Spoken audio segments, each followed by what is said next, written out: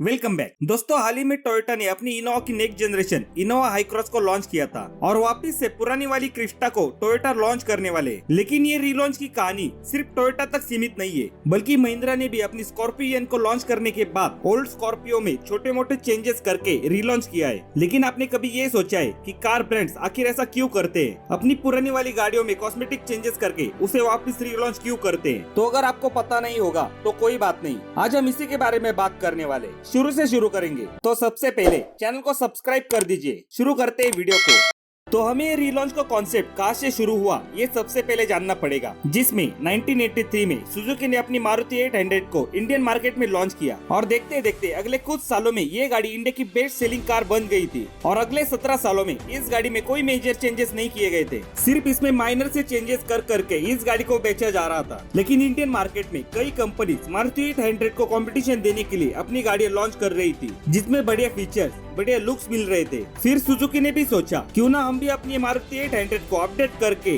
कोई दूसरी गाड़ी लॉन्च कर दे। लेकिन प्रॉब्लम ये था कि मारुति 800 की पहले से तगड़ी सी ब्रांड वैल्यू बन चुकी थी कि 17 सालों से एक ही गाड़ी, जिसमें 17 सालों से कोई चेंजेस नहीं किए गए थे, फिर भी इसकी सेल्स बढ़िया हो रही थी। तो इसको डिसकंटिन्यू करके इसके अपडेटेड वर्जन को लॉन्च करना काफी ज्यादा रिस्क था। तो सुजुकी ने अपनी 800 का प्राइस रिड्यूस करके उसे कंटिन्यू रखा और अल्टो को भी लॉन्च करा 2.7 लाख रुपीज के प्राइस में। तो इस स्ट्रैटेजी से 800 का मार्केट भी नहीं टूटा और नई गाड़ी भी लॉन्च कर दी जो नया मार्केट बना सके। और इस स्ट्रेटजी से कंपनी को दोनों तरफ से फायदा हुआ और ज्यादा प्रॉफिट भी। अगर आपको ये एग्जांपल कम दिख रहा होगा तो इसका एक और तगड़ा एग्जांपल है LC70। इस गाड़ी की LC300 वाली जनरेशन को टोयोटा ने लॉन्च करा है, लेकिन फिर भी ये ब्रांड अपनी 1984 की LC70 को सेल कर रहा है ऑस्ट्रेलियन मार्केट में। और इस गाड़ी की डिमांड इतनी ज्यादा है कि इस गाड़ी पे 2.5 साल की वेटिंग चल रही है। मतलब 38 साल पुरानी गाड़ी की डिमांड इतनी ज्यादा है। इससे हमें टोयोटा की ब्रांड पता चल जाती है। लेकिन दोस्तों, अगर आप इन सारे कार्स के रीलॉन्च को एनालाइज करें तो इनमें कुछ चीजें काफी कॉमन है, जैसे कि ये सारी कार्स जिनकी न्यू जनरेशन लॉन्च होती है, साथ ही में इनकी पुरानी वाली जनरेशन बेची जाती है। इन सारी कार्स की एक तगड़ी ब्रांड वैल्यू है, लेकिन इसकी जो ब्रांड वैल्यू है इसका सीधा मतलब ये है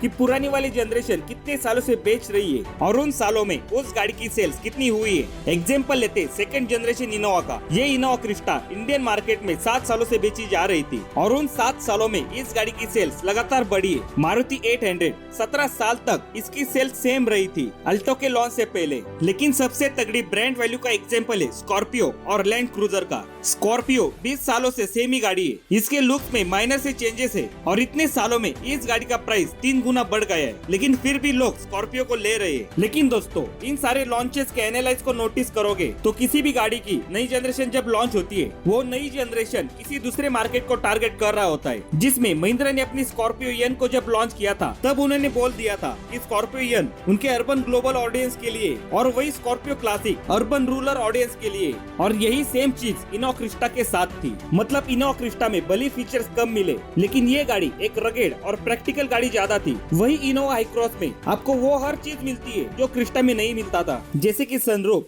एडास, बिग टच स्क्रीन। तो एक तरह से अगर स्कॉर्पियो क्लासिक, स्कॉर्पियो एन हो या फिर Innova Crysta, Innova high cross हो, इन सब की मार्केट बिल्कुल डिफरेंट है और ब्रांड ये दोनों कार्स आसानी से बेच पा रहे बिना एक दूसरे के ब्रांड वैल्यू को हार्म करे। और आखिरी चीज जो है वो है इन रीलॉन्च गाड़ियों की प्राइसिंग, जिसमें अगर आप देखें महिंद्रा ने स्कॉर्पियो एन को लॉन्च करने के बाद जब स्कॉर्पियो क्लासिक को लॉन्च करा तो उस स्कॉर्पियो क्लासिक का प्राइस 3 लाख तक कम हो गया था, जिस वजह से जिन लोगों को स्कॉर्पियो पहले महंगी लगती थी वो भी लोग अब स्कॉर्पियो को ले सकते हैं। और कम प्राइस की वजह से वो गाड़ी अपनी सेगमेंट की गाड़ियों के साथ उससे कम सेगमेंट वाली गाड़ियों को कॉम्पीट कर सकती है। और इन गाड़ियों के रीलॉन्च को देखकर मुझे कुछ गाड़ी याद आ रही है जिन्हें ब्रांड्स ने डिसकंटिन्यू कर दिया, जैसे कि i20, जिसमें आप देखे पुरानी वाली i20 लोगों के बीच काफी ज्यादा पॉपुलर थी। अगर Hyundai अपनी नई वाली i20 के साथ पुरानी वाली i20 को बेचता तो उनकी दोनों कार्स बढ़िया सेल हो पाती। और दूसरा एग्जांपल है टाटा सफारी का। अगर टाटा वाले चाहते तो अपनी नई वाली सफारी के साथ पुरानी वाली सफारी स्ट्रॉम को बेच सकते थे,